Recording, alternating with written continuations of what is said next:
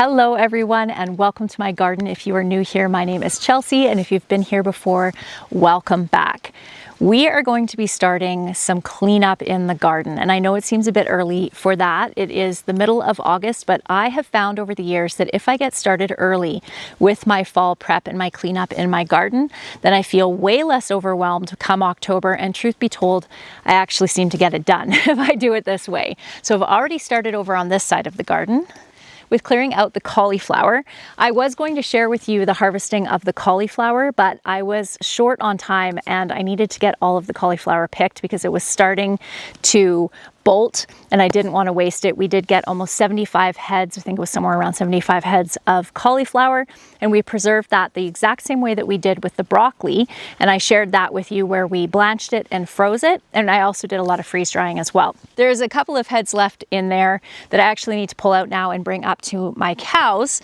And then behind you can see that I have all of my broccoli. All of those beautiful yellow flowers there are the broccoli, and those are all the side shoots. I harvested all the made heads off of it already, but I like to leave all of those beautiful blooms because they give some late feed to my bees, and they absolutely love it, especially the bumblebees. The bumblebees are just swarming over those beautiful flowers over there. So this side's already been started. All of the broccoli that's over here, this was a new variety that I planted, and I believe this one was Green Magic, and I have to admit I'm a little bit disappointed with it. The main heads were okay, but the side shoots are just not very prolific, and it certainly wasn't worth leaving the plants in the garden.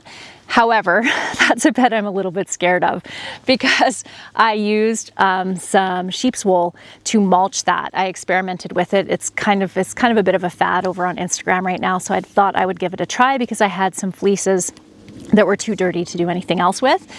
You can see here underneath the wool here, the soil is looking absolutely fantastic. There are earthworms, all different earthworms in here. There's another one right there, and the soil is looking really good. So from that perspective, it's been fantastic. As far as weed suppression though, not so much. The chickweed just came right up through it, and I found that when I tried to weed this out, it just pulled little bits, you can see here, little bits of wool out with it, and just kind of made, honestly, a bit of a mess and made them difficult to weed. There, you can see some more there.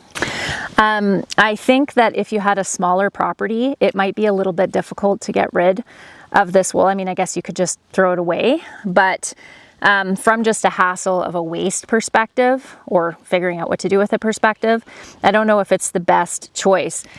I will say that early on in the season, these plants did amazing, and they actually still look really healthy. So as far as a mulch goes from plant health perspective, this stuff has been amazing. I think it helps to keep the roots cool. All the manure that's in this wool is feeding nitrogen to the soil, although it does take a lot of nitrogen to break down anything but to break down wool like this. So I'm not sure if it's actually sucking nitrogen from the soil or not. Either way, this won't be something that I am doing again. And this is going to be a bit of a big job pulling out this entire row and finding somewhere to put all that wool. That is going to be a future Chelsea problem though, because today we need to take care of all of the poppies that you can see way down at the end of this row. This whole spot right here, that's just this overgrown jungle. There is actually a pathway that runs between the carrots on that side and the poppies here, but the poppies have completely fallen over and blocked that row completely. I have a bunch of produce in this aisle that I need to take care of. All these carrots I'll be harvesting in a few weeks, and then I have all of this gorgeous celery here that I need to pick. And I like bringing my wheelbarrow down in my pathways, and I obviously can't do that with this mess. And not only that, the poppies are now spent. So what I'm going to do is go along and pull off any of the poppy heads. Let me show you here. So this is where the poppy seeds are housed, and you do want to wait to harvest these until the heads are brown and dry like this. And when you shake them, I don't know if you'll be able to hear this or not. Can you hear that? It's a little bit of a shaking sound. Actually, I have some bigger ones over here. Nope, they're not dry yet either, so you can't really hear them shaking. But there are tons of little seeds in here. Let me pop the top off and show you. Not sure if you can see all of those poppy seeds coming out of there. We're in the north in a zone 3B, so poppies don't readily self-seed here, because I'm sure a lot of you were thinking you're going to have poppies coming up in this part of your garden for years to come. Now, in all likelihood, I probably won't. The California poppies, I'm not sure if I have, oh, I do.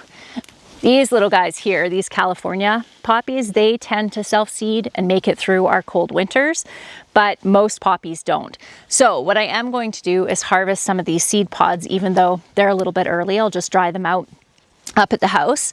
And the rest of these I'm actually going to take and throw in one of my compost cut piles that's up in behind the forest garden there, because if they do self-seed there, that would be just fine. That would actually look really pretty because the pile's a little bit of a mess right now.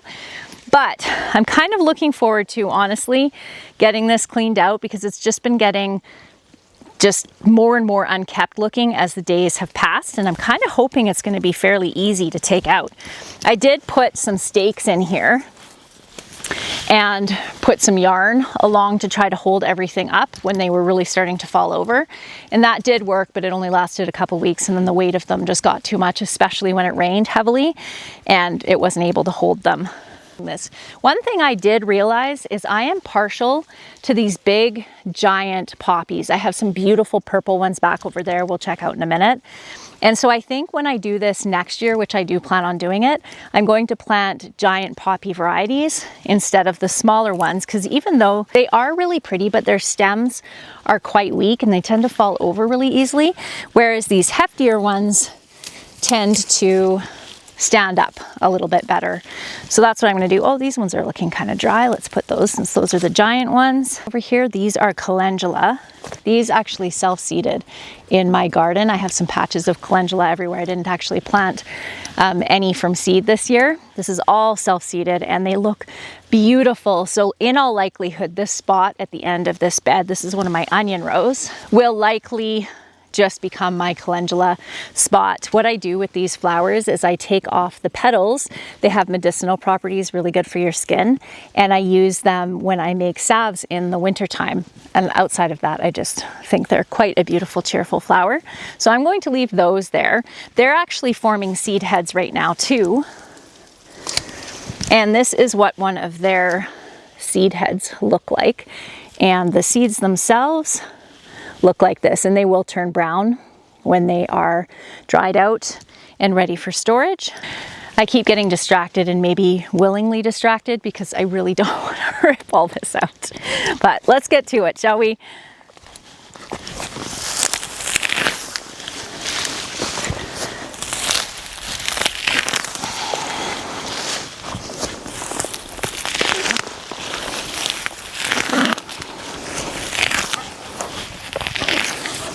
Oh, the chickweed this year was extra. It's very enthusiastic this year. It is everywhere. Chickweed is actually edible, but it's one of my least favorite weeds because it's just a pain to actually eradicate. Because I planted this bed so densely with flowers, I wasn't able to weed out the chickweed, so it's worse in this bed than anywhere else. All right, let's keep going.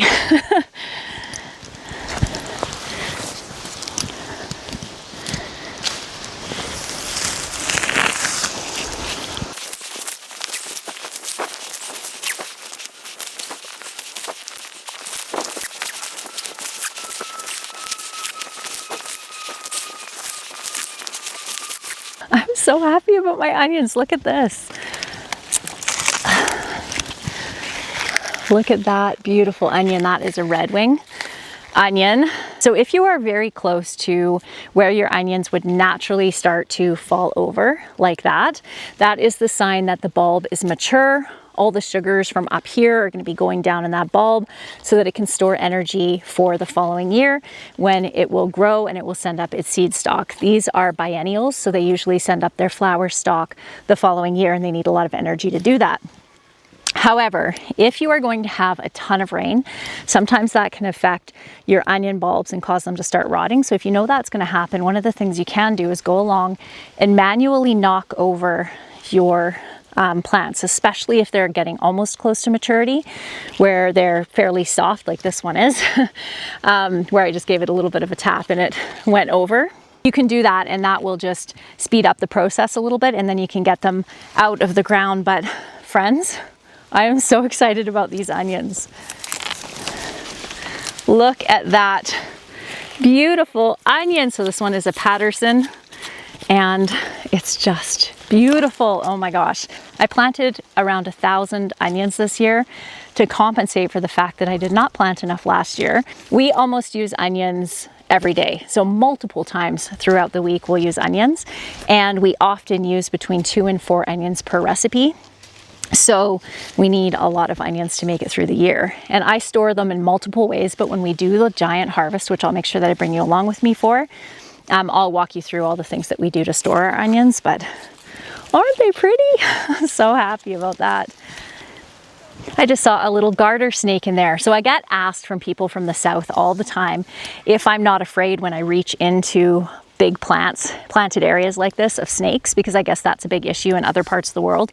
We only have garter snakes here. So they're just little tiny snakes. I'll see if I can find this guy and show you what he looks like.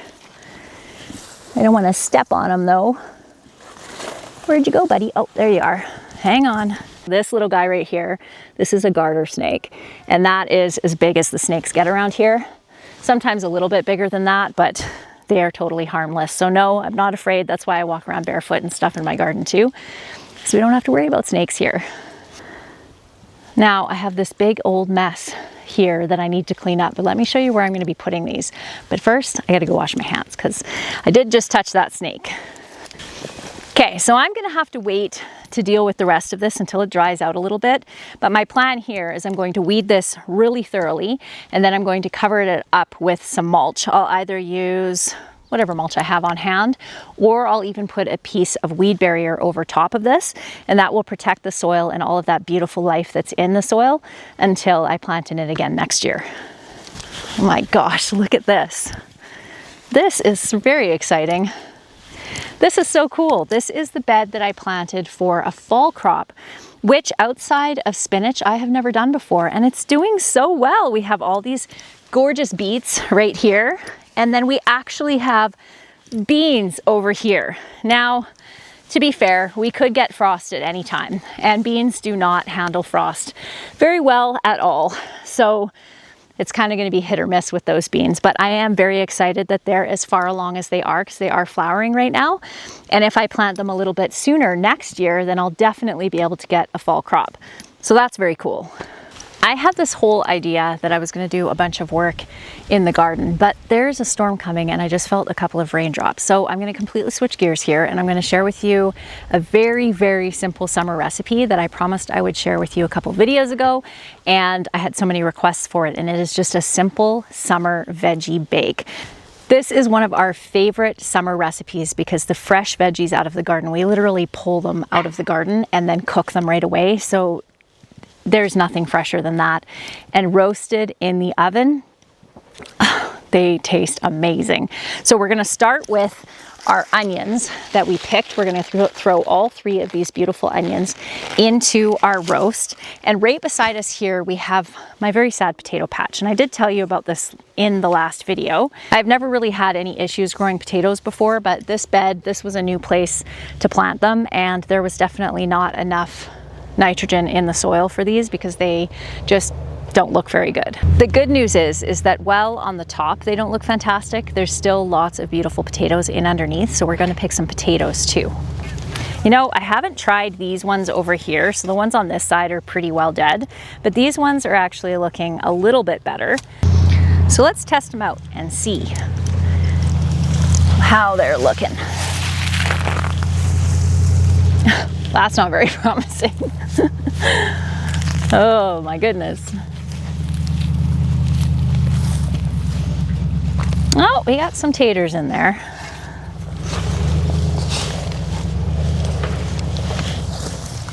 Oh, we have lots of beautiful potatoes. Oh my gosh, these look amazing. Look at that. They look beautiful.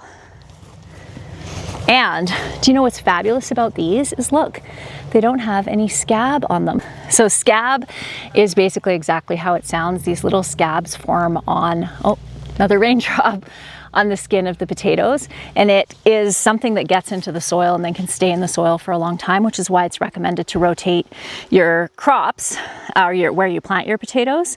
This is the first time I've ever planted them here, and they're looking awesome. Wow, we have 8 or 9 potatoes out from underneath that one plant, so that's great. You usually want to wait until your tops start dying back on your potatoes before you pick them. Ew, just stuck my thumb in the seed potato. So the seed potato is where all these potatoes grow from, and it rots over the summertime. It's actually one of the things that feeds the potato plant itself, but it's pretty gross when you stick your thumb into it. I am really happy with that though. That's much better than I was expecting. These split hemp nettle kind of looks a little bit like stinging nettle, but it's not. They have these super sharp, pokey flowers, or flower pod, I guess they're seed pods on the top. They're just terrible.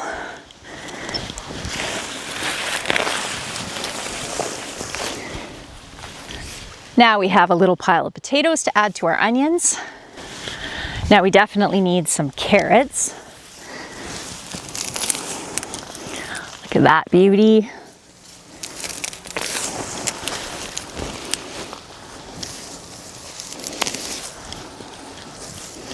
You know, I could harvest these and get them into storage, but I don't usually like to put things into my root cellar until around the middle of September, because then the temperature of the root cellar cools down, and you really want it to be like 5 degrees in the root cellar before you start storing things in there. They just store the best then, but these are getting humongous. So we're gonna have huge storage carrots this year. Look at those. These are bolero carrots, and oh my gosh, they make me very happy. Aren't they beautiful? Okay, and what's very cool is last year I had some issues with very funky looking carrots. They had arms and legs and all kinds of things going on. And I did some research, and that was because of too much nitrogen. So I actually did not add extra compost to this bed this year, and the carrots are looking fantastic. That one's a little bit funky, but for the most part, they look amazing. So I think that'll do us.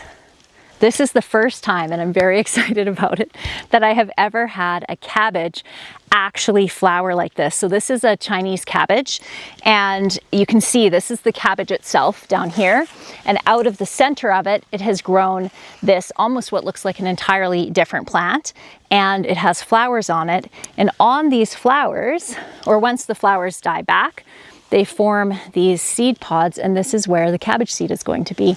So I decided to leave that one because it was just so cool looking. We are here to pick some beautiful kale to add to this veggie bake that we're going to do. Bunch of beautiful kale. Okay, we need some. What else do we want for this? I know, let's grab some beets and some turnips. And we have some giant beets. Oh my gosh, these guys I do need to get harvested.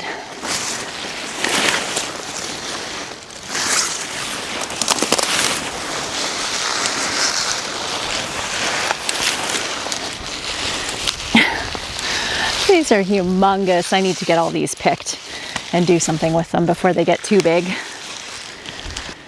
And we have rutabagas on this end. And a rutabaga there. And grab a couple turnips.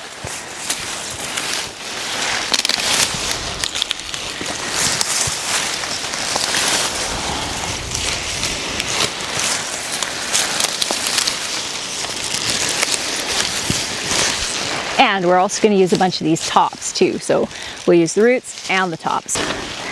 Let's add some side shoots from our broccoli.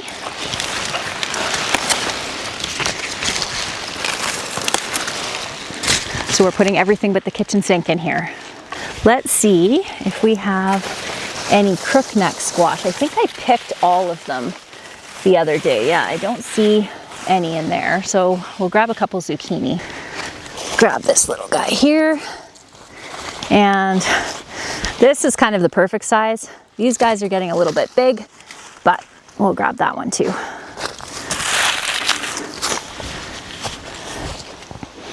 Let's grab some sage.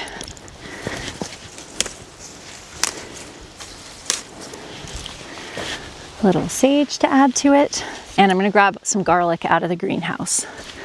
I grabbed some of the tiniest little ones that won't store very well to add garlic into our bake. So we'll grab some pole beans too, some beautiful purple pole beans. Look at those beauties. I'm gonna gather all these veggies up that we just picked and bring them up to the house, get them washed up, and then we'll put this recipe together. Okay, this is basically why I do what I do for beautiful meals like we're going to prepare with our zucchini, our gorgeous carrots, so everything has been scrubbed and I've taken the tops off. We have our beautiful potatoes here and the kale, the beets, and I am going to be using the beet tops in this as well, and the kale, but we're going to add that after it's baked for a while so that it doesn't burn, but it adds just something really wonderful to this. So we're gonna take our olive oil here and spray some baking trays.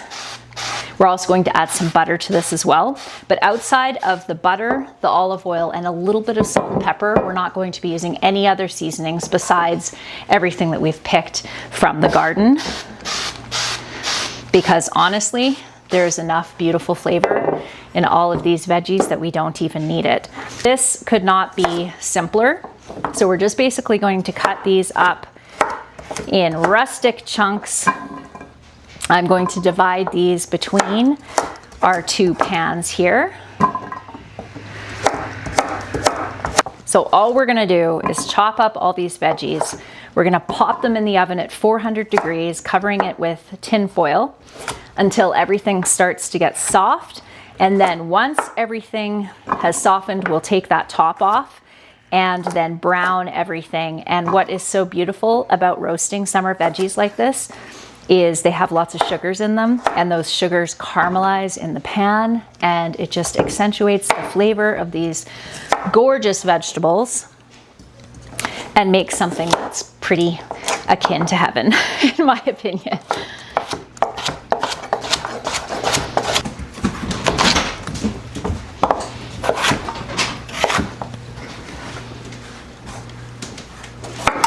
Look at how beautiful that potato is.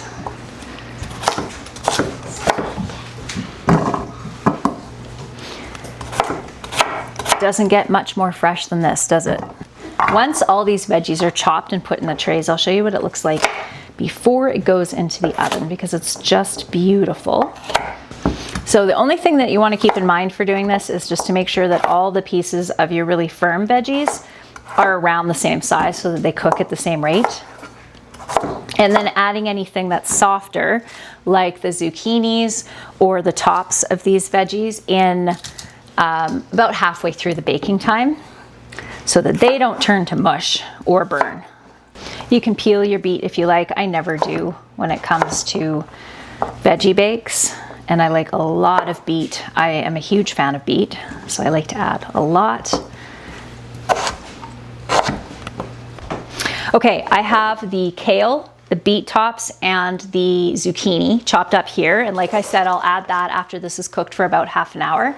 I have all the veggies cut up here, and all I'm going to do is spray the top of this with some olive oil. Be fairly generous here. And we'll do the same with this one. Going to add, I'm gonna have to get some more butter because we need more than that. So probably close to 1/4 cup per tray. And then I'm gonna cover these with tin foil, roast them in the oven at 400 degrees until they start softening. Then I'll add all of the greens here and the zucchini, and I'll take the cover off, and then I'll bake them until they're thoroughly baked through and starting to get caramelized, and I'll show you what it looks like when it's all done. All right, friends, we are all done. So this does not look overly appetizing because this was actually baked last night and in the fridge overnight, and we're going to be reheating it today to eat, but it tastes absolutely amazing. My favorite way to eat it is just with a little bit of sour cream, which I actually don't have right now, but I will try some here with you, beets, of course. even cold, because this is cold. It's absolutely delicious. Super easy, super delicious, and one of the things that I love about summer the most. I hope that you all have a fantastic day and that you enjoyed spending some time with me, and I look forward to seeing you next time. Bye everyone.